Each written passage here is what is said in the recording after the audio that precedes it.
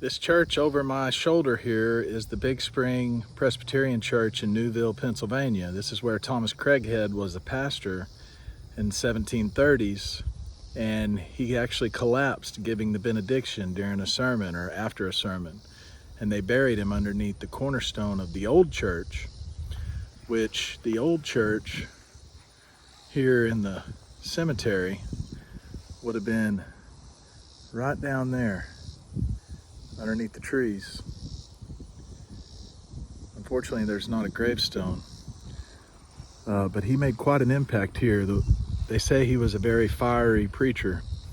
He's my grandfather 10 generations back, and found out about him probably about 5 years ago and been doing a lot of studying on him, on his life and on his son's life, who was Alexander Craighead, also a notable figure during the Revolutionary period.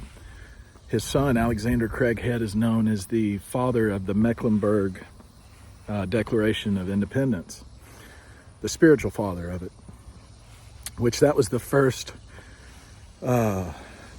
Declaration of Independence during the Revolutionary period, even before the one that Thomas Jefferson wrote.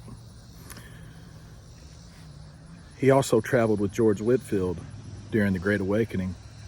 Alexander did.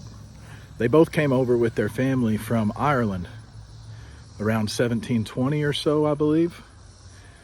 Thomas Craighead was a medical doctor in Ireland, but he really felt called to the ministry, so he became ordained, and I believe he was a minister over there for a while, and then they came into Massachusetts. And I'm not sure what the details are about Massachusetts, but they weren't there too terribly long. They ended up coming over into Pennsylvania and pastoring a church in Lancaster County, which is now Amish country. I don't know if it was back then. But then they moved over here to Newville, Pennsylvania, to pastor Big Spring Presbyterian, where he passed away in 1738.